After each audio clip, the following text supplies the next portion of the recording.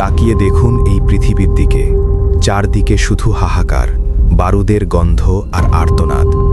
আপনি কি অনুভব করতে পারছেন? বাতাস যেন কোনো এক মহাপ্রলয়ের সংকেত দিচ্ছে।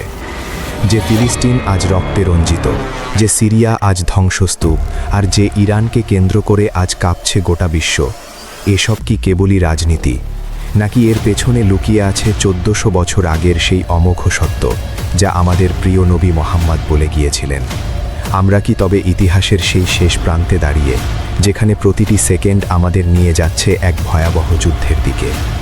আজ পর্দা উঠবে সেই লুকানো সত্যের। আসসালামু আলাইকুম ওয়া রাহমাতুল্লাহ।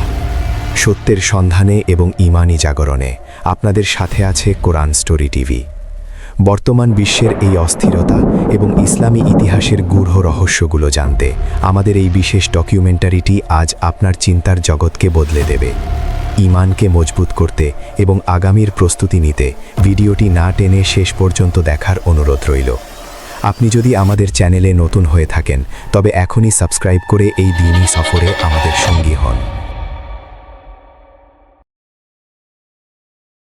If you're ready, let's begin. অস্থির পৃথিবী ও ফিতনার মহোৎসব। আমরা আজ ইতিহাসের এমন এক সন্ধিক্ষণে দাঁড়িয়ে আছি যেখানে চারপাশের পৃথিবীকে চিনতে কষ্ট হয়। সকালে খবরের কাগজ খুললে কিংবা সোশ্যাল মিডিয়ার স্ক্রল করলে আমরা কি দেখি? খুন, ধর্ষণ, যুদ্ধ আর অকল্পনীয় সব প্রাকৃতিক দুর্যোগ। মানবজাতি আজ এক অদ্ভুত গোলক ধাঁধায় আটকে গেছে। আমরা আকাশ জয় করেছি, সমুদ্রের তলদেশ মেপেছি, কিন্তু নিজের পাশের মানুষটির চোখের পানি মোছার সময় আমাদের নেই। রাসূলুল্লাহ সাল্লাল্লাহু আলাইহি ওয়াসাল্লাম আজ থেকে 1400 বছর আগে এই সময়টির কথাই আমাদের সতর্ক করে দিয়েছিলেন। তিনি একে বলেছিলেন ফিতনার যুগ। ফিতনা এমন এক অন্ধকার যা মানুষকে সত্য আর মিথ্যার পার্থক্য করতে ভুলিয়ে দেয়। সহিহ মুসলিমের একটি হাদিসে রাসূল বলেছেন, কেয়ামতের আগে ফিতনাগুলো ঘোর অন্ধকার রাতের মতো একটির পর একটি আসতে থাকবে। তখন একজন মানুষ সকালে মুমিন অবস্থায় ঘুম থেকে উঠবে, কিন্তু সন্ধ্যায় কাফের হয়ে যাবে। আবার সন্ধ্যায় মুমিন থাকবে, কিন্তু সকালে কাফের হয়ে যাবে। মানুষ দুনিয়ার সামান্য স্বার্থের বিনিময়ে নিজের দিনকে বিক্রি করে দেবে। আজকের পৃথিবীর দিকে তাকিয়ে দেখুন, এই হাদিসটি কি আমাদের বর্তমান পরিস্থিতির সাথে হুবহু মিলে যাচ্ছে না? আপনি কি খেয়াল করেছেন আমাদের সময় কত দ্রুত ফুরিয়ে যাচ্ছে? মাস শেষ হয়ে যাচ্ছে চোখের পলকে, বছর যেন সপ্তাহের মতো মনে হচ্ছে যেন আমাদের হাতে সময় নেই।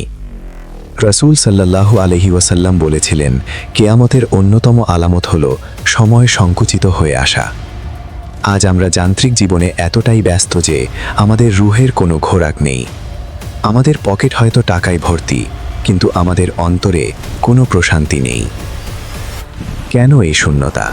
কারণ আমরা আল্লাহকে ভুলে দুনিয়ার চাকচিক্যকে জীবনের একমাত্র লক্ষ্য বানিয়ে নিয়েছি।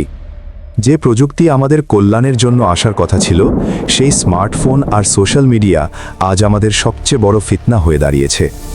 আমরা ঘন্টার পর ঘন্টা স্ক্রল করছি, অথচ আল্লাহর কালাম পড়ার জন্য আমাদের 5 মিনিট সময় নেই। এটিই হলো সেই গাফিলতি বা অসচেতনতা যার কথা কুরআনে বারবার বলা হয়েছে। বর্তমান বিশ্বের অস্থিরতার অন্যতম মূল কারণ হল অর্থনৈতিক দাসত্ব।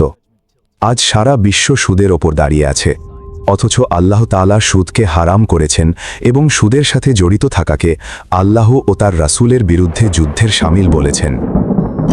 আজকের বাজারে মুদ্রাস্ফীতি, জিনিসের দাম আকাশচুম্বী হওয়া আর মধ্যবিত্ত ও গরিব মানুষের নাভিশ্বাস ওঠা, এসব কি সেই সুদী ব্যবস্থার অভিশাপ নয়? মুসনাদে আহমদে বর্ণিত আছে, শেষ জামানায় এমন একটি সময় আসবে যখন কেউ সুদের ছোঁয়া থেকে বাঁচতে পারবে না। যদি সে সরাসরি সুদ নাও খায়, তবুও সুদের ধোঁয়া বা প্রভাব তার কাছে পৌঁছাবেই। আজ আমরা ঠিক সেই যুগে বাস করছি। মুষ্টিমেয় কিছু মানুষ পৃথিবীর সব সম্পদ কুক্ষিগত করে রেখেছে, আর কোটি কোটি মানুষ অনাহারে ধুঁকছে। এই যে জুলুমের রাজত্ব, এটাই কি মহাপ্রলয়ের সংকেত নয়? আমরা যখন বর্তমান বিশ্বের পরিস্থিতি নিয়ে কথা বলি, তখন সবচেয়ে ভয়ঙ্কর সত্যটি হল নৈতিকতার মৃত্যু। আজ জেনা বা ব্যভিচারকে আধুনিকতা বা লিভ ইন রিলেশনশিপ নামে বৈধতা দেওয়া হচ্ছে। নগ্নতা আজ শিল্প, আর শালীনতা আজ ব্যাকডেটেড। রাসূল সাল্লাল্লাহু আলাইহি ওয়াসাল্লাম বলেছিলেন, যখন কোনো জাতির মধ্যে জেনা ছড়িয়ে পড়বে তখন এমন সব রোগ ব্যাধি দেখা দেবে যা তাদের পূর্বপুরুষরা কখনো শোনেনি। গত কয়েক বছরের বৈশ্বিক মহামারীগুলো কি আমাদের সেই বার্তাই দিয়ে গেল না? সমাজ আজ পরিবারতন্ত্র থেকে বিচ্ছিন্ন হয়ে পড়ছে। সন্তানের কাছে বাবা মা নিরাপদ নয়, বাবা মার কাছে সন্তান নিরাপদ নয়। মানুষের মধ্যে দয়া মায়া কমে গেছে। রাসূল সাল্লাল্লাহু আলাইহি ওয়াসাল্লাম বলেছিলেন, কেয়ামতের আগে হার্জ বেগে যাবে। সাহাবীরা জিজ্ঞেস করলেন, ইয়া রাসূল আল্লাহ, হার্জ কি? তিনি বললেন, হত্যাযোগ্য। এমনকি হত্যাকারী জানবে না সে কেন হত্যা করছে, আর নিহত ব্যক্তি জানবে না তাকে কেন হত্যা করা হলো। আজকের রাজনৈতিক সংঘাত আর গ্যাং কালচার কি সেই হার্জের প্রতিচ্ছবি? বিশ্বের বর্তমান পরিস্থিতির আরেকটি বড় অংশ হল জলবায়ু পরিবর্তন। ঘন ঘন ভূমিকম্প, ভয়াবহ দাবানল আর অকাল বন্যা। প্রকৃতি যেন মানুষের ওপর ক্ষিপ্ত হয়ে উঠেছে। কিছুদিন আগেই আমরা দেখেছি মরুভূমির দেশগুলোতে তুষারপাত হতে এবং আরব মরুভূমি সবুজ হয়ে উঠতে। রাসূল সাল্লাল্লাহু আলাইহি ওয়াসাল্লাম স্পষ্টভাবে বলেছিলেন, ততক্ষণ পর্যন্ত কেয়ামত হবে না যতক্ষণ না আরবের ভূমি পুনরায় চারণভূমি ও নদ নদীতে পূর্ণ হবে। আজ যখন আমরা স্যাটেলাইটের ছবিতে দেখি সৌদি আরবের পাহাড়গুলো সবুজ হয়ে উঠতে, তখন একজন মুমিনের কপালে চিন্তার ভাঁজ পড়া উচিত। পৃথিবী তার শেষ বয়সে পৌঁছে গেছে। এই অস্থিরতা, এই ফিতনা আর এই পরিবর্তনের উদ্দেশ্য কি? কেন আল্লাহ তাআলা আমাদের চোখের সামনে এসব দেখাচ্ছেন? উত্তর একটাই, যাতে আমরা মোহগ্রস্ত ঘুমে বিভোর না থেকে জেগে উঠি। কারণ এই ফিতনার পর আসছে এক বিশাল ঝড়, আর সেই ঝড়ের কেন্দ্রবিন্দুতে রয়েছে মধ্যপ্রাচ্য এবং ইরান। মধ্যপ্রাচ্যের আগ্নেয়গিরি ও ইরানের উত্থান। আমরা যদি আজকের বিশ্ব মানচিত্রের দিকে তাকাই, তবে দেখব মধ্যপ্রাচ্য যেন একটি ফুটন্ত কড়াই। ইরাক, সিরিয়া, লেবানন, ইয়েমেন, প্রতিটি দেশ আজ ধ্বংসস্তূপ। কিন্তু এই সব কিছুর কেন্দ্রে যে নামটি আজ সারা বিশ্বের ঘুম কেড়ে নিয়েছে, তা হল ইরান। কেন আজ পরাশক্তিগুলো ইরানকে নিয়ে এত চিন্তিত? কেন ইসরায়েল আর ইরানের মধ্যকার ছায়াযুদ্ধ আজ সরাসরি রকেট আর ড্রোন হামলায় রূপ নিয়েছে? এটি কি কেবলই ভূরাজনীতি, নাকি এর পেছনে লুকিয়ে আছে কোনো আধ্যাত্মিক এবং ঐতিহাসিক রহস্য? ইসলামী ইতিহাসে পারস্য বা বর্তমান ইরানের ভূমিকা অত্যন্ত গভীর। রাসূলের সাহাবী সালমান ফার্সি ছিলেন এই ভূমির সন্তান। রাসূল একবার বলেছিলেন, যদি ঈমান সুরাইয়া নক্ষত্রেও থাকত, তবে পারস্যের কিছু লোক সেখান থেকেও তা খুঁজে বের করে আনত। ঐতিহাসিকভাবেই এই অঞ্চলের মানুষ অত্যন্ত বুদ্ধিমান এবং রণকৌশলী। আজকের ইরান সেই প্রাচীন পারস্যের তেজ আর আধুনিক প্রযুক্তির এক সংমিশ্রণ। গত কয়েক দশকে ইরান যেভাবে তার প্রক্সি বাহিনী বা শিয়া মিলিশিয়াদের মাধ্যমে পুরো মধ্যপ্রাচ্যে একটি শক্ত বলয় তৈরি করেছে, তাকে সামরিক ভাষায় বলা হয় রেজিস্ট্যান্স অ্যাক্সেস বা প্রতিরোধের অক্ষ। এই অক্ষ আজ সরাসরি চ্যালেঞ্জ ছুড়ে দিচ্ছে পশ্চিমা বিশ্ব ব্যবস্থাকে। বর্তমান বিশ্বের এই মেরুকরণ আমাদের মনে করিয়ে দিচ্ছে সেই মহাযুদ্ধের কথা, যার ইঙ্গিত হাদিসে পাওয়া যায়। দীর্ঘ কয়েক দশক ধরে ইরান এবং ইসরায়েল একে অপরের সাথে ছায়াযুদ্ধ চালিয়ে আসছিল। কিন্তু 2024 এবং 2025-এর ঘটনা প্রবাহ সবকিছু বদলে দিয়েছে।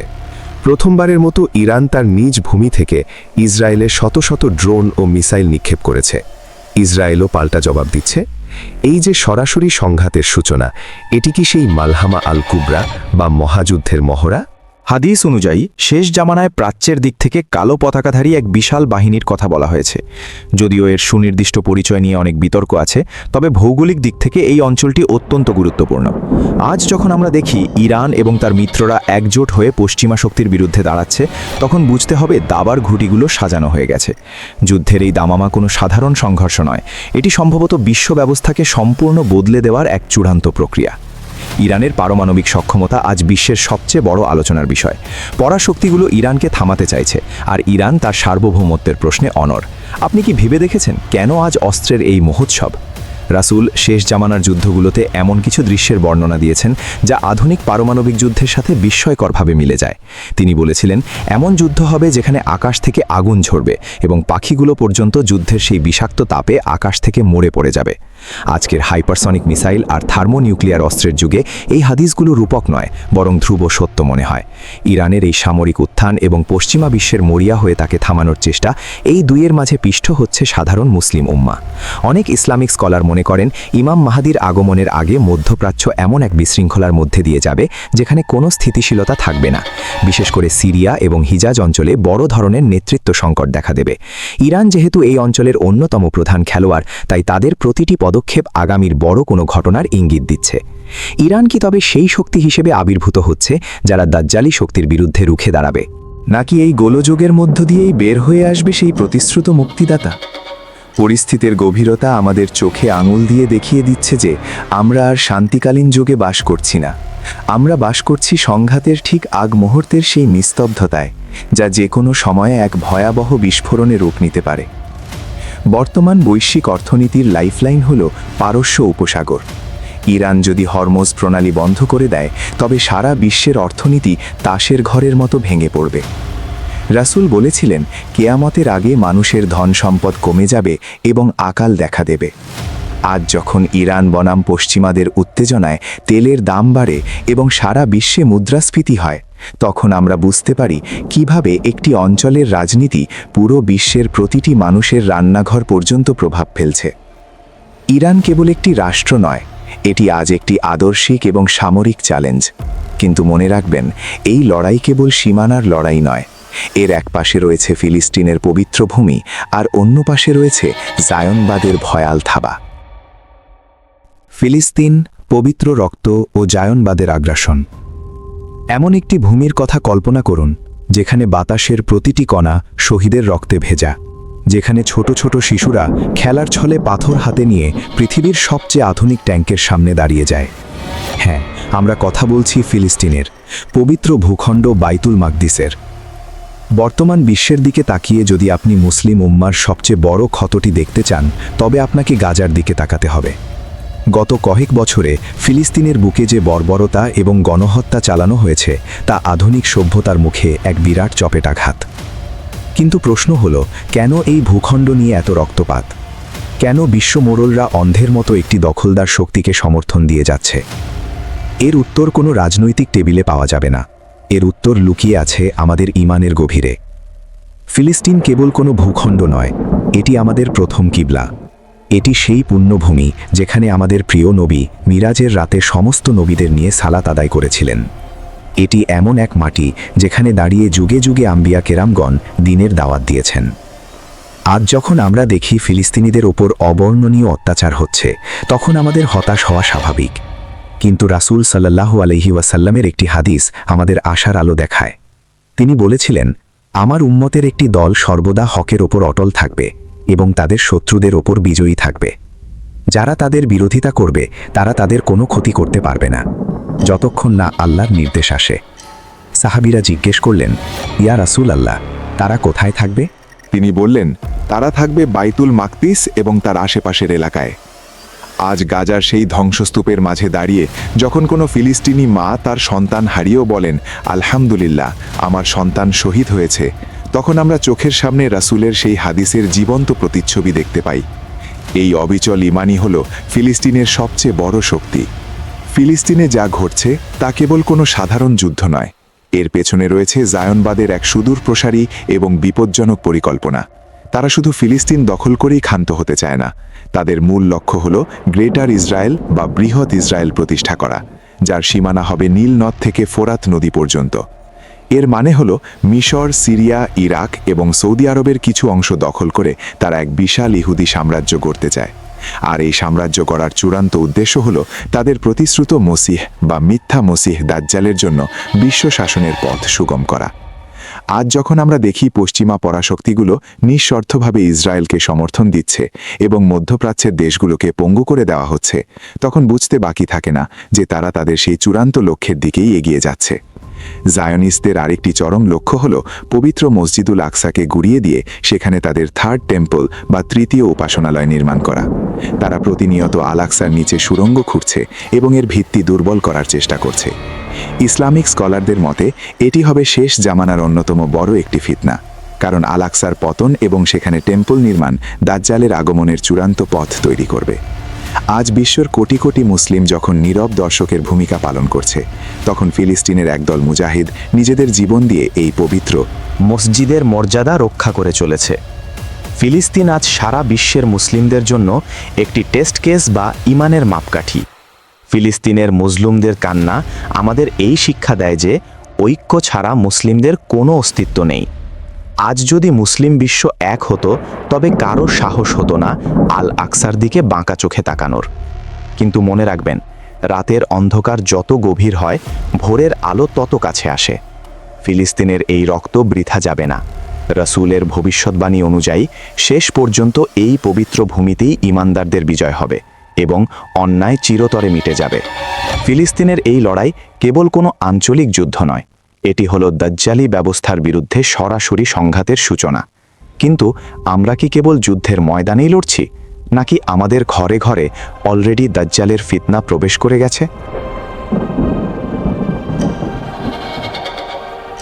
দাজ্জালের পদ্ধতি ও আধুনিক বিভ্রান্তি।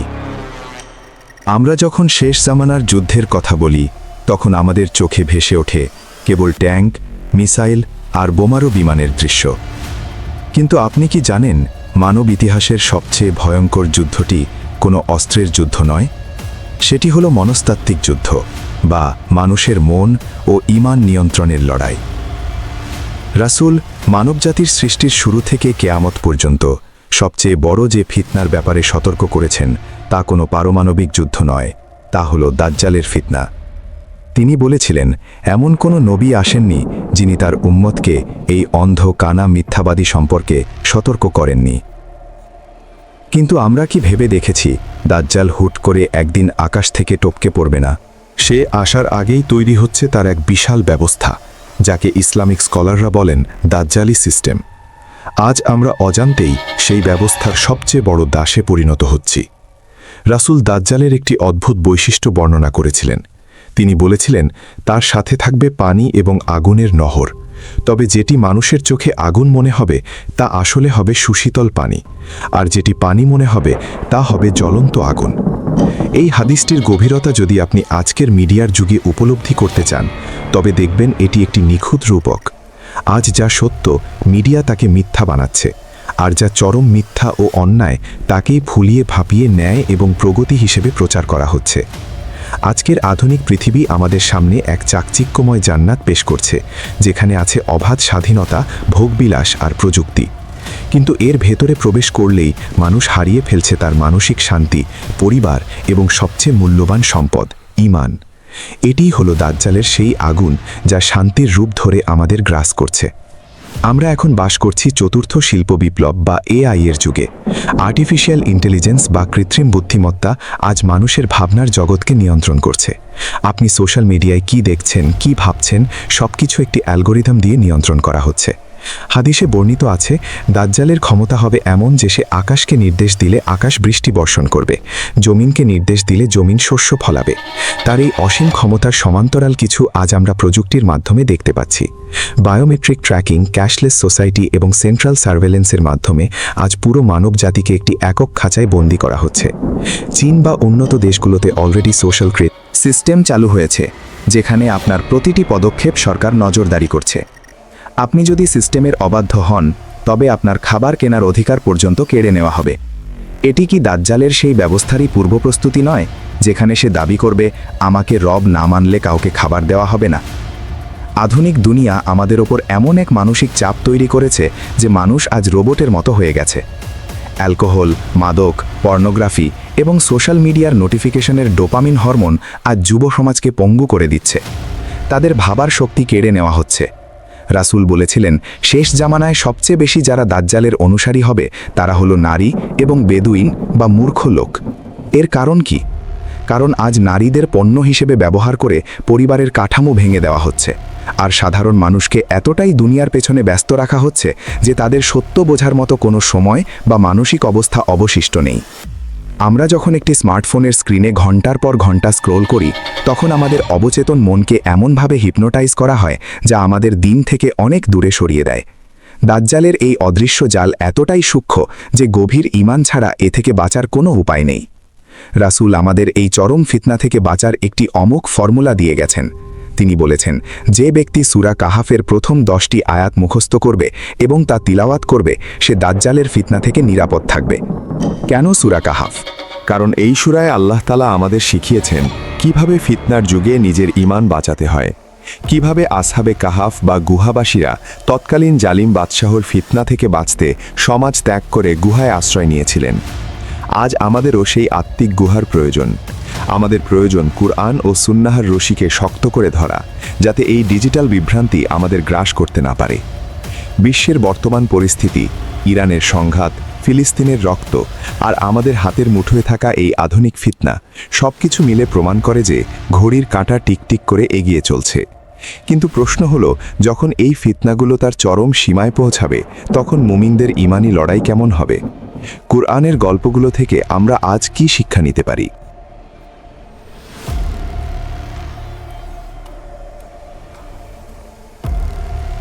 কোরআনের গল্প থেকে শিক্ষা। আমরা গত অধ্যায়গুলোতে দেখেছি এই পৃথিবী আজ কতটা অস্থির। যুদ্ধ, ফিতনা, প্রযুক্তির জাল আর দাজ্জালের পদধ্বনি আমাদের চারপাশকে এক দমবন্ধ করা অন্ধকার গুহায় পরিণত করেছে। এই ঘোর অন্ধকারে পথ হারানোর ভয়ে যখন একজন মুমিনের বুক কেঁপে ওঠে, তখন তার জন্য আলো হয়ে আসে মহান আল্লাহর কালাম, পবিত্র কুরআন। কুরআন কেবল কোনো প্রাচীন কাহিনীর বই নয়, এটি হলো কিয়ামত পর্যন্ত মানবজাতির জন্য এক জীবন্ত গাইডবুক। আল্লাহ তাআলা কুরআনে এমন সব গল্প বর্ণনা করেছেন যা আজকের এই কঠিন সময়ে আমাদের জন্য বাঁচার অমোঘ ফর্মুলা। এর মধ্যে সবচেয়ে প্রাসঙ্গিক গল্পটি হল আসহাবুল কাহাফ বা গুহাবাসীদের কাহিনী। আসুন আমরা একটু পেছনের ইতিহাসে ফিরে যাই। এমন এক শহরের কথা কল্পনা করুন যেখানে ছিল এক জালিম বাদশাহ। সেই বাদশাহর হুকুমে পুরো সমাজের মানুষ শিরক বা মূর্তি পূজায় নিমজ্জিত ছিল। সেই অন্ধকারের মাঝে কয়েকজন যুবক জেগে উঠলেন। তারা বললেন, আমাদের রব তো তিনি, যিনি আসমান ও জামিনের প্রতিপালক। সমাজ, রাষ্ট্র, ক্ষমতা সবকিছু যখন তাদের ঈমান কেড়ে নেওয়ার জন্য উদ্যত হল, তখন তারা কি করেছিলেন? তারা কোনো ক্ষমতার লোভ করেননি, জালিমের কাছে মাথা নত করেননি। তারা নিজেদের পরিবার, ঘরবাড়ি আর আরামায়েশ ত্যাগ করে শুধুমাত্র ঈমান বাঁচানোর জন্য এক অন্ধকার গুহায় আশ্রয় নিয়েছিলেন। আল্লাহ তাআলা পবিত্র কুরআনে তাদের সেই আকুতি তুলে ধরেছেন, হে আমাদের রব, আপনার পক্ষ থেকে আমাদের রহমত দান করুন এবং আমাদের জন্য আমাদের কাজকে সহজ ও সঠিক করে দিন। আল্লাহ তাদের সেই সামান্য প্রচেষ্টাকে কবুল করেছিলেন। তিনি তাদের গুহার মধ্যে ৩০৯ বছর এক অলৌকিক ঘুমে বিভোর করে রেখেছিলেন এবং এক চরম ফিতনাগ্রস্ত যুগের জালিম রাজার হাত থেকে তাদের ঈমানকে রক্ষা করেছিলেন। একটু গভীরভাবে চিন্তা করে দেখুন, আসহাবুল কাহাফের যুগের সেই জালিম বাদশার চেয়েও আজ কি আমাদের চারপাশের ফিতনাগুলো বেশি শক্তিশালী নয়? আজ আমাদের সমাজ, আমাদের মিডিয়া, আমাদের শিক্ষা ব্যবস্থা সবকিছুই কি সূক্ষ্মভাবে আমাদের আল্লাহ থেকে দূরে সরিয়ে দিচ্ছে না? আজকের দিনে আমাদের সেই গুহাবাসীদের মতো পাহাড়ের গুহায় গিয়ে লুকিয়ে থাকার প্রয়োজন নেই। আজকের যুগে আমাদের প্রয়োজন মানসিক ও আধ্যাত্মিক গুহা তৈরি করা। যখন চারপাশের পরিবেশ আপনাকে পাপাচার আর ফিতনার দিকে ডাকবে, তখন আপনার ঘরকে কুরআনের আলোয় আলোকিত করে একটি গুহায় পরিণত করুন। আপনার স্মার্টফোনের অপ্রয়োজনীয় নোটিফিকেশন বন্ধ করে দিয়ে আল্লাহর জিকিরে ডুবে যাওয়াটাই হবে আপনার জন্য ডিজিটাল যুগের কাহাফ বা গুহা। আসহাবুল কাহাফ আমাদের শিখিয়ে যাচ্ছে যে সংখ্যায় কম হলেও যদি ঈমান মজবুত থাকে, তবে আল্লাহ সাহায্য করবেনই। সূরা কাহাফে আরেকটি চমৎকার গল্প আছে, দুই বাগানের মালিকের গল্প।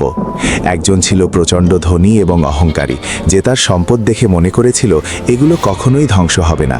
আর অন্যজন ছিল দরিদ্র কিন্তু আল্লাহর উপর পূর্ণ বিশ্বাসী। শেষ পর্যন্ত সেই অহংকারী ব্যক্তির সব বাগান ধ্বংস হয়ে গিয়েছিল। এই গল্পটি আমাদের বর্তমান পুঁজিবাদী ও বস্তুবাদী দুনিয়ার চপেটাঘাত। আজ আমরা মনে করছি আমাদের ব্যাংক ব্যালেন্স, আমাদের বিশাল অট্টালিকা আর আধুনিক প্রযুক্তি আমাদের চিরকাল বাঁচিয়ে রাখবে, কিন্তু আল্লাহর হুকুমের সামনে এগুলো কিছুই নয়। বর্তমান বিশ্বের যে অর্থনৈতিক অস্থিরতা আমরা দেখছি তা আমাদের মনে করিয়ে দেয় দুনিয়ার এই চাকচিক্য এক মরীচিকা মাত্র। আমাদের আসল ভরসার জায়গা কেবল এবং কেবল মহান আল্লাহ সুবহানাহু ওয়া তাআলা। আমরা যদি আজকের বিশ্ব পরিস্থিতি থেকে বাঁচতে চাই, তবে কুরআনের সেই বিখ্যাত আয়াতটিকে আমাদের জীবনের মূল মন্ত্র বানাতে হবে। তোমরা সকলে আল্লাহর রশিকে শক্তভাবে আঁকড়ে ধরো এবং পরস্পর বিচ্ছিন্ন হইও না। আজ মুসলিম উম্মার এই করুণ দশার একমাত্র কারণ হলো আমরা বিভক্ত হয়ে গেছি। আমরা কুরআন ও সুন্নাহর আসল শিক্ষা থেকে দূরে স্বরে বিভিন্ন দল উপদলে বিভক্ত হয়ে একে অপরকে আক্রমণ করছি, অথচ আমাদের শত্রু আজ একজোট। ফিলিস্তিনের রক্ত, ইরানের উত্তেজনা আর দাজ্জালি ফিতনা আমাদের চিৎকার করে বলছে এখনই সময় এক হওয়ার। ইতিহাস সাক্ষী, অন্ধকার যত গভীর হয় ভোরের আলো তত কাছে আসে। আমাদের এই 5 অধ্যায়ের দীর্ঘ আলোচনায় আমরা দেখেছি পৃথিবী আজ কোথায় দাঁড়িয়ে। আমরা অস্থিরতা দেখেছি, যুদ্ধ দেখেছি, ফিতনার ভয়াবহতা দেখেছি এবং তা থেকে বাঁচার জন্য কোরআনের দিক নির্দেশনাও পেয়েছি। কিন্তু এই বিশাল ডকুমেন্টারির সবচেয়ে গুরুত্বপূর্ণ অংশটি এখনও বাকি। তা হলো আমাদের চূড়ান্ত পরিণতি এবং আমাদের হৃদয়ের গভীর থেকে আল্লাহের দিকে ফিরে আসার সেই কান্না। শেষ বার্তা, মহাপ্রলয়ের ঘণ্টাধ্বনি ও আত্মিক জাগরণ। হে উম্মতে মুহাম্মদী, আমরা এই দীর্ঘ আলোচনায় চোখের সামনে এক জীবন্ত দলিল দেখলাম। আমরা দেখলাম কিভাবে 1400 বছর আগে আমাদের প্রিয় নবীর বলা প্রতিটি ভবিষ্যৎবাণী আজ অক্ষরে অক্ষরে সত্য হচ্ছে। এই যে চারপাশের নির্মম যুদ্ধ, ইরানের রণহুঙ্কার, ফিলিস্তিনের পবিত্র রক্ত আর আমাদের হাতের মুঠোয় থাকা দাজ্জালি ফিতনা, এসব আমাদের ভয় দেখানোর জন্য নয়। এগুলো হলো মহান আল্লাহর পক্ষ থেকে আমাদের জন্য এক একটি ওয়েক আপ কল বা জেগে ওঠার ডাক। আমরা আর কতদিন দুনিয়ার এই মিথ্যা মোহে অন্ধ হয়ে থাকব? আর কতদিন ভাবব এখনও তো সময় আছে, পরে তোবা করে নেব? মহান আল্লাহ তাআলা পবিত্র কুরআনে অত্যন্ত গম্ভীরভাবে সতর্ক করে বলেছেন, মানুষের হিসাব নিকাশের সময় ঘনিয়ে এসেছে, অথচ তারা গাফিলতির মধ্যে মুখ ফিরিয়ে আছে। একবার বুক হাত রেখে নিজেকে প্রশ্ন করুন, আজ যদি আজরাইল আমাদের সামনে এসে হাজির হন, তবে আল্লাহর সামনে দাঁড়ানোর মতো কি সম্বল আমাদের আছে? আমরা এমন এক কঠিন যুগে বাস করছি যেখানে সকালে একজন মানুষ মুমিন হিসেবে ঘুম থেকে ওঠে আর সন্ধ্যায় কাফের হয়ে বিছানায় যায়।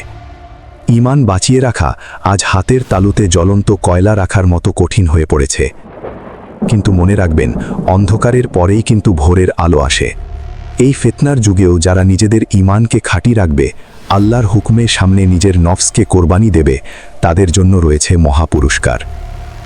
আপনি কি ফিলিস্তিনের সেই ছোট্ট শিশুটির মতো অবিচল ঈমানদার হতে পেরেছেন, নাকি দাজ্জালের এই চাকচিক্যময় মিডিয়া আর প্রযুক্তির মায়াজালে নিজের আমলগুলোকে হারিয়ে ফেলছেন? সময় থাকতে ফিরে আসুন। এখনই সময় চোখের জল ফেলে আল্লাহর কাছে ক্ষমা চাওয়ার, কারণ যখন পশ্চিম দিগন্ত থেকে সূর্য উঠবে তখন আর কোনো তওবা কবুল করা হবে না। আজকের এই মহা ফিতনার দিনে নিজের এবং নিজের পরিবারের ঈমান বাঁচাতে আমাদের 3টি কাজ এখনই শুরু করতে হবে। প্রথমত, 5 ওয়াক্ত নামাজকে কোনোভাবেই অবহেলা করা যাবে না। নামাজই হলো এই অন্ধকারের মাঝে আমাদের জন্য সবচেয়ে বড় আলোর মশাল। দ্বিতীয়ত, প্রতি জুম্মাবার বা নিয়মিত সূরা কাহাফ তিলাওয়াত করুন এবং এর অর্থ বোঝার চেষ্টা করুন। এটি আমাদের দাজ্জালের ফিতনা থেকে রক্ষা করার ঢাল। তৃতীয়ত, দুনিয়ার লোভ ও অন্যায় সংঘাত থেকে নিজেকে দূরে রেখে খাঁটি তওবার মাধ্যমে হৃদয়ে তাকওয়া বা আল্লাহর ভয় তৈরি করুন। ইতিহাসের চাকা ঘুরছে, ইসলামের বিজয় সুনিশ্চিত। রসূলের ভবিষ্যৎবাণী অনুযায়ী ঈমানদারদের বিজয় হবেই হবে। প্রশ্ন কেবল একটাই, যখন সত্য ও মিথ্যার সেই চূড়ান্ত লড়াই শুরু হবে, তখন আপনি এবং আমি কোন দলে থাকব? আমরা কি দাজ্জালি ব্যবস্থার দাসে পরিণত হব, নাকি আসহাবুল কাহাফের মতো অটল ঈমান নিয়ে বিজয়ের মিছিলে সামিল হব? সিদ্ধান্ত আপনার। সময় ফুরিয়ে যাওয়ার আগেই আল্লাহর দিকে ফিরে আসুন। হে আল্লাহ, আমাদের এই কঠিন ফিতনার যুগে ঈমানকে হেফাজত করার তৌফিক দান করুন। আমাদের শেষ পরিণতি ঈমানের সাথে নসিব করুন। আমিন। সত্যের এই বাণী সবার মাঝে ছড়িয়ে দিতে ভিডিওটি শেয়ার করুন। আর বর্তমান বিশ্বের এমন সব রোমহর্ষক ও ঈমানী ঘটনা এবং কুরআনের আলো পেতে কুরআন স্টোরি টিভির সাথেই থাকুন। দেখা হবে পরবর্তী কোনো বিশেষ পর্বে। আসসালামু আলাইকুম ওয়া রাহমাতুল্লাহ।